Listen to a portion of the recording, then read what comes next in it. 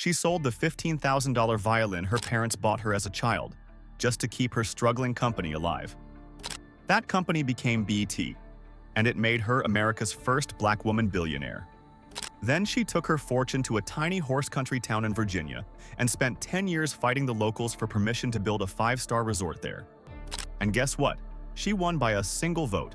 This is the story of Sheila Johnson and how she built her massive Virginia empire. Let's get into it. Chapter 1. The $170 million resort in horse country. Let's start with what she actually built, because it sits at the center of everything, out in the rolling hills of Virginia's horse and wine country. About an hour outside Washington, D.C., in the historic village of Middleburg, Virginia, there's a resort called Salamander Middleburg. And it is not a normal hotel. It sits on 340 acres in the foothills of the Blue Ridge Mountains, and it cost around $170 million to build.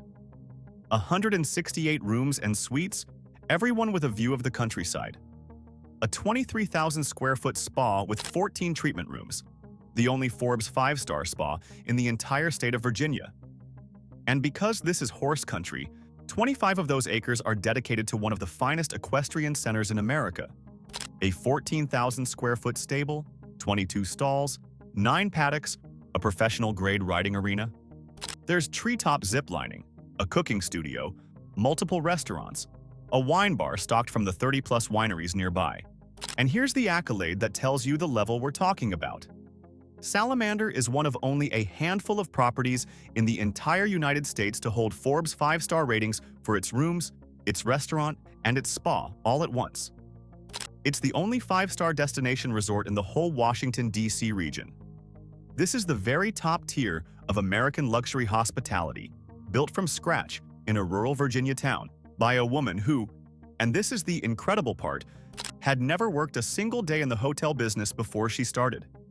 When she was approached to buy the land, she admitted openly she knew nothing about hospitality. So how does someone with zero hotel experience build one of the most decorated resorts in the country?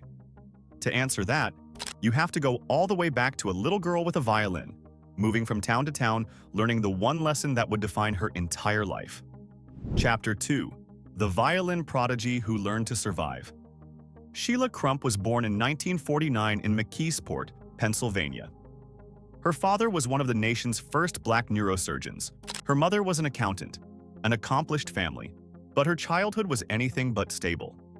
Her father's work moved them constantly, all over the country, and Sheila was the perpetual new kid, over and over again. And there's a story from her early childhood that tells you exactly what kind of country she was growing up in. When the family moved to Louisville, Kentucky in the early 1950s, before school desegregation was federally mandated, her parents made a painful strategic decision. Sheila was fair-skinned, so they enrolled her in an all-white school to get her a better education. And for that entire year, her darker-skinned mother couldn't pick her up from school because her presence would have set off the racists. Sheila's instructions from her parents were simple and heartbreaking. Keep your mouth shut and do your work. That was the lesson. Keep going, no matter what's stacked against you. She found her refuge in music. By age 9, she was a serious violinist, and she became the first African American to win a statewide violin competition in Illinois. She earned a full scholarship to the University of Illinois as the only black student in the fine arts department, and became the school's first black cheerleader too, because when people told her she couldn't, that was exactly the reason she did. And it was there, during freshman orientation, that she was assigned a mentor named Robert Johnson. In 1969, she married him. The two of them would go on to build something together that had never existed before. But first, Sheila would nearly lose everything to keep it alive. Chapter 3. The $15,000 violin she sold to save Bet.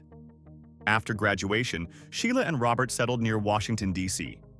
She taught music at the prestigious Sidwell Friends School, making just $7,200 a year. To make extra money, she did whatever it took. She even took a small role in a play, as a character named Candy, that paid her 3 times her annual teaching salary in one shot, enough to help the couple buy their first home. But her real side business was teaching private violin lessons out of her home. And this is the first flash of the businesswoman she'd become. Because those lessons exploded. She grew it to 100 students, She founded a youth orchestra called Young Strings in Action that toured internationally, even performing in Jordan for the King and Queen, earning her a top educational honor from King Hussein himself. But here's the detail that matters most. Running that music business is where she learned to be an operator. In her own words, she learned tax law, how to deduct for her home studio space, how to deduct for the toilet paper, how to keep meticulous records. "I always kept good records," she'd say. A violin teacher was quietly teaching herself the mechanics of running a company. And she'd need every bit of it because in 1979, she and Robert co-founded Black Entertainment Television, BET, the first cable network aimed at Black audiences in America. They started with a $500,000 investment from cable magnate John Malone and not much else. And the early days were brutal, hand-to-mouth, constantly on the edge of collapse. By 1991, though, they'd built it into the first Black-controlled company ever listed on the New York Stock Exchange, a genuine milestone in American business history. Speaking of what separated Sheila Johnson from everyone who doubted a violin teacher could build a media company, a lot of it comes down to how the brain performs when it matters. That's the idea behind an audio series called The Genius Switch. It's based on the neuroscience of the flow state, that mode where focus and creativity click at the same time, and the whole routine is just listening with headphones a few minutes a day. It's a one-time $39, less than a single online course, and it's backed by a 90-day money-back guarantee, so you can test it on yourself with nothing to lose. If you're watching on your TV, pause and scan the QR code on screen with your phone camera, or tap the first link in the description. Now, back to what she gave up so the company could survive. And in the middle of that early struggle, Sheila Johnson made a sacrifice that says everything about her. To help keep BET afloat, she sold her most prized possession, a Landolfi violin that her parents had scraped together $15,000 to buy for her when she was a child.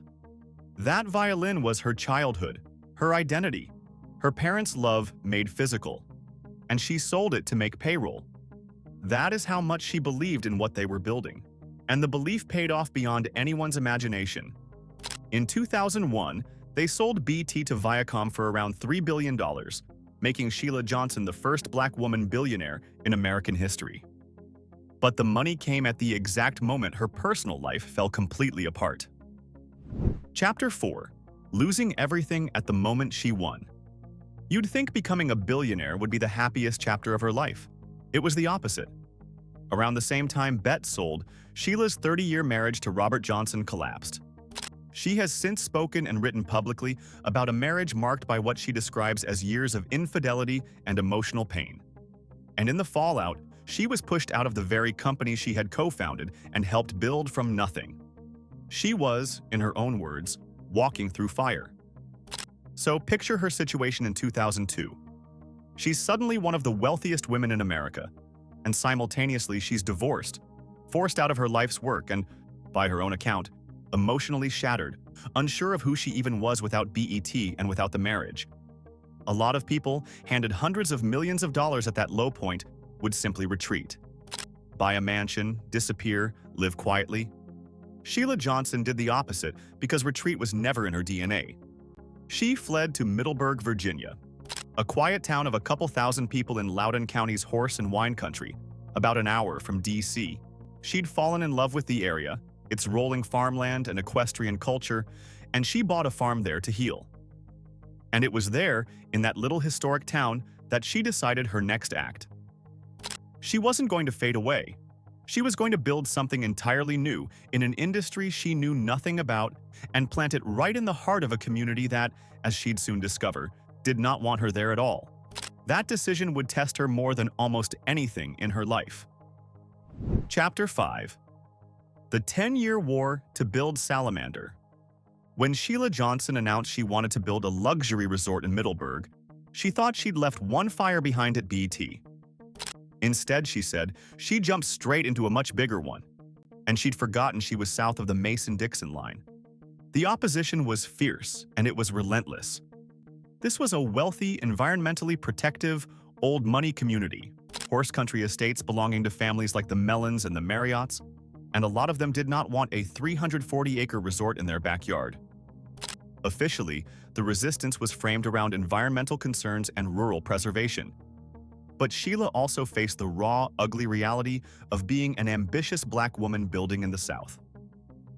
She's spoken about the good old boys who came after her at town council meetings. She received death threats. And she tells one story that captures the whole thing. Driving into town every day, she kept passing a gun shop that proudly displayed a Confederate flag in its window. She said it made her wonder what she'd gotten herself into. Her response was pure Sheila Johnson. She simply bought the building and turned it into a lovely market.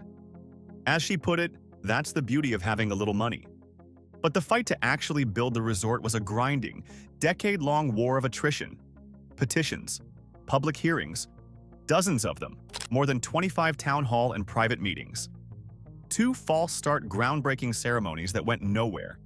The town required her to build an entire new water and wastewater treatment facility just to support the project. And even once construction started, the lessons were expensive. She has spoken about a roughly $12 million mistake early on, hiring the wrong development team before she found the right one, a brutal tuition payment in an industry she was learning on the fly. It dragged on for years, and it came down, unbelievably, to a single town council vote. She won by that one vote. She compared the experience to passing a kidney stone, 10 years of pain for one moment of relief. Salamander Resort and Spa finally opened its doors in 2013. And the thing everyone fought so hard to keep out ended up becoming the greatest thing to happen to that town's economy in decades. Chapter 6. How one resort remade a town. Here's the irony that makes this whole story sing. The resort the town of Middleburg fought for 10 years to block became an anchor of the local economy, the very thing that put this tiny village on the international map. Think about what Salamander actually brought. It created hundreds of jobs in a small rural community. Sheila's hospitality company grew to employ well over 500 people across her properties. It draws affluent travelers from all over the world into Middleburg, people who then eat at the local restaurants, shop in the local stores, and tour the surrounding wineries. A town of a couple thousand people suddenly had a Forbes 5-star destination pulling in guests who'd never otherwise have heard of it. And Sheila didn't stop at the resort itself. She wove herself into the fabric of the community. She founded the Middleburg Film Festival, which brings Hollywood and serious cinema to horse country every fall. And she hosts a major annual culinary festival called the Family Reunion, right there at the resort. And then she took the vision one step further towards something that genuinely starts to resemble building a town. She launched the Residences at Salamander, a curated community of luxury private homes and home sites built right into the grounds of the resort, many bordering a 200-acre conservation preserve. So now, it's not just a hotel, it's a place where people can actually live, permanently, fully connected to the life of the resort, with the equestrian center and the dining and the spa as their backyard. She built the resort, the residences, the cultural institutions, and the economic engine, an entire luxury ecosystem, in a town that once tried to run her out. But Salamander in Middleburg was really just the flagship, because once Sheila Johnson figured out hospitality, she started building an empire that stretched far beyond Virginia. Chapter 7. The Empire Beyond Middleburg. Salamander. Middleburg proved something to Sheila Johnson, that she could conquer an entirely new industry from scratch. And once she had that proof, she went on the offensive, building the Salamander Collection into a portfolio of luxury properties across the country and the Caribbean. Today, that collection includes a whole roster of high-end resorts and hotels. There's the Innisbrook Resort in Palm Harbor, Florida, a 900-acre property with a legendary PGA Tour golf course. There's Reunion Resort, also in Florida. Hotel Bennett in Charleston, South Carolina. Half Moon in Montego Bay, Jamaica. Aurora Anguilla in the British West Indies. She even opened a Salamander Hotel in the heart of Washington, D.C. From a single resort in Middleburg that took 10 years to build, she assembled a genuine hospitality empire spanning multiple states and countries. A company that has repeatedly won CEO of the Year recognition and generates multi-million-dollar annual revenues. But hospitality isn't even her only arena. Sheila Johnson made history a second time in the world of professional sports. Through the holding company Monumental Sports and Entertainment, She became a part owner of three major Washington, D.C. sports franchises: the NBA's Wizards, the NHL's Capitals, and the WNBA's Mystics. That made her the first African-American woman to hold ownership stakes in three different professional sports teams, and she serves as vice chairman of the whole organization. She's especially devoted to the Mystics and the cause of women's sports, using her platform to push for equity and visibility for female athletes. And she never stopped telling her own story either. In 2023, she published a raw, unflinching memoir called Walk Through Fire, in which she detailed everything: the racism, the abuse she says she endured, the sacrifices, the near collapses, refusing to let her success be told as a clean fairy tale. She's poured her fortune into philanthropy and the arts, serving on President Obama's committee on the arts and the humanities, and as a global ambassador for the humanitarian organization CARE. So her empire isn't just hotels in Virginia, it's resorts across 2 countries, a stake in 3 pro sports teams, a film festival, a best-selling memoir, and a media legacy that changed American television forever. And underneath all of it runs a single philosophy that connects the violin, the network, and the resort. Chapter 8: The Woman Who Walked Through Fire. So step back and look at the whole extraordinary arc, because once you connect it, Sheila Johnson stops looking like a lucky billionaire and starts looking like one of the most resilient builders in American business. Here's the thread that runs through every single chapter of her life. She keeps going, and she builds things that last. As a fair-skinned little girl told to keep her mouth shut in an all-white school, she kept going. As the only black woman in her university's fine arts department, she kept going. When BET was starving, she sold the violin that meant everything to her to keep it alive. When her marriage collapsed and she was forced out of the company she built, at the exact moment she became a billionaire, she didn't retreat. She went and started over in an industry she knew nothing about. And when an entire town spent 10 years fighting her, sending death threats, dragging her through 24 hearings, she won by 1 vote and then turned that victory into the best thing that ever happened to them. Her own memoir is literally titled Walk Through Fire, and that's not a metaphor she chose lightly. And what she built in Virginia is the perfect monument to all of it.